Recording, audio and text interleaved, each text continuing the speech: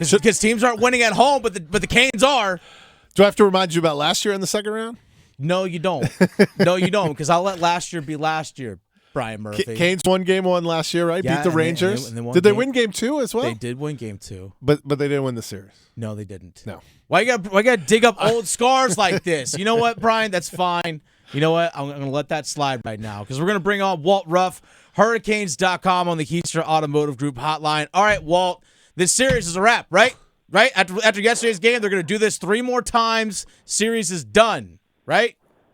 Right? Dennis, as much as I'd love that, you got me sitting here cringing, not only wondering about what happened last year, but reflecting on what happened during the first 2 games of the series between the Rangers and Devils. Yeah.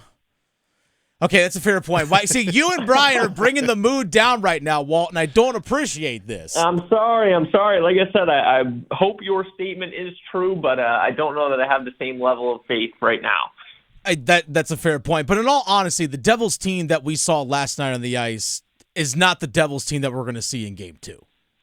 No, and I think that's a great way to put it because of how emotional their victory in Game 7 was over the Rangers just 48 hours before. I think it's very fair to expect a much improved Devils team tomorrow night. They looked pretty lethargic last night, except for about the 10 minutes after they made the goaltending change. Then it was, only 1 bounce away from being a 1-goal game, but of course it never got to that point, thankfully. But I think everybody knows to expect a much more tightly contested game tomorrow night at PNC Arena. We talked earlier in the show about Seth Jarvis and the goal, which was phenomenal, and his work on the other end of the ice as well. It's going to be guys like that, right? This team is missing so much of its scoring punch or expected scoring punch. It's going to be guys like Jarvis and others. The defense are going to have to score goals in order for Carolina to keep winning.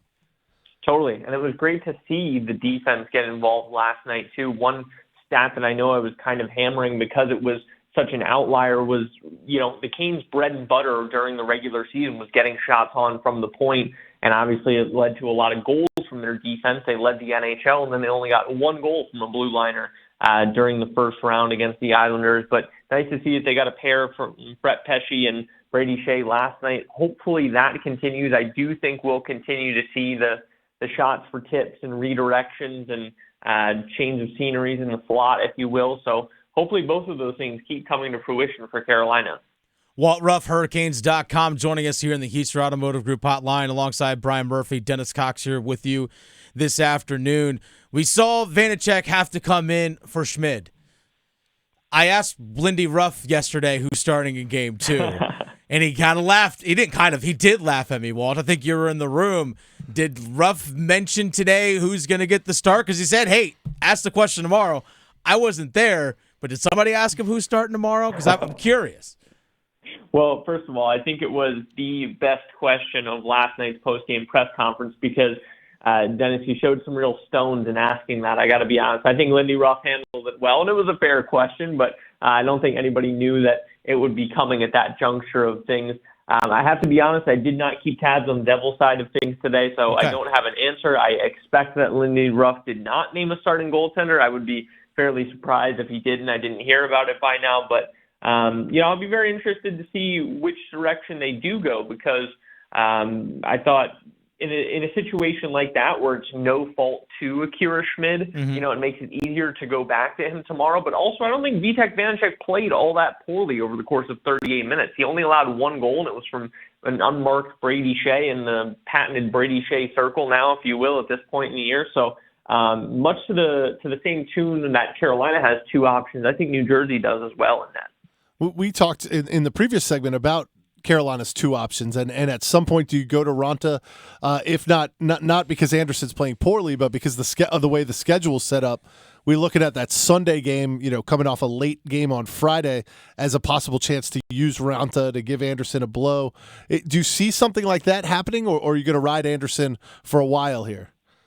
I think we'll see Antti Raanta at some point. I think that's a really interesting situation that you brought up there. And, playing Friday night, traveling Saturday, and then getting right back after it Sunday afternoon. That wouldn't surprise me at all if we see him then. But Rod Brind'Amour kind of alluded when he met with the media this afternoon that, listen, we're going to see both guys at some point. If you would have told anybody after the first portion of the New York Islanders series that we would see Freddie Anderson come in for a series clinching Game 6 after Antti Raanta had already earned 3 wins. It's kind of one of those things that, it makes you scratch your head at first, but then after you look at how the team handled their goaltending situation all year long, it starts to make a little bit more sense. So I don't know that anything really would surprise me at this point in the Canes' crease, and Sunday afternoon is certainly one to keep an eye on. Walt Ruff, Hurricanes.com, joining us.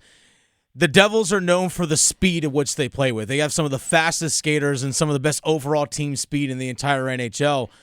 I think Carolina can not only skate with this team, but they're more physical. And that's not often something we actually say about the Hurricanes. They can play a physical brand of hockey, but it's not like the Islanders who could only play a physical game. The Canes can skate with this team, and they can kind of bully them up if they want to.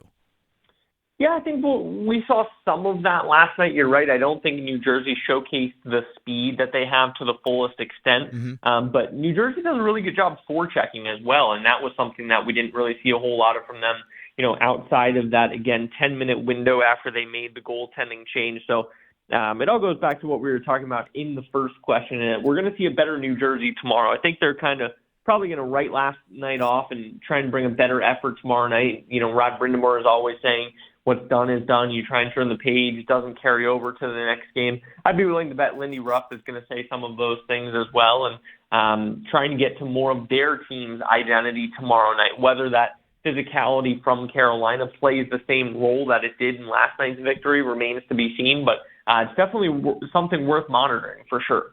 We've seen Carolina kind of switch up their lineup a little bit, churn some people at the bottom of the lineup, and obviously injuries have played a part. Do you think we'll see the same players for in uniform for Game 2, or you think we'll see some changes?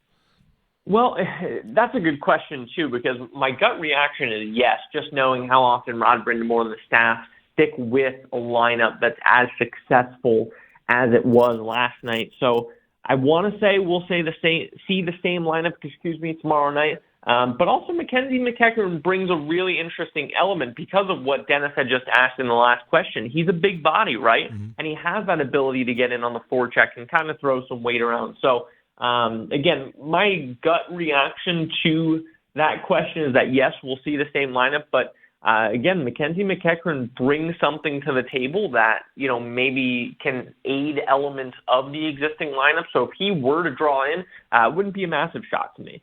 Walt Ruff, Hurricanes.com. Follow his work there. Also give him a follow on Twitter at Walt Ruff. Thanks for your time. We will see you tomorrow at PNC. Thanks, guys. Appreciate it. That's Walt Ruff joining us here on the Heiser Automotive Group hotline.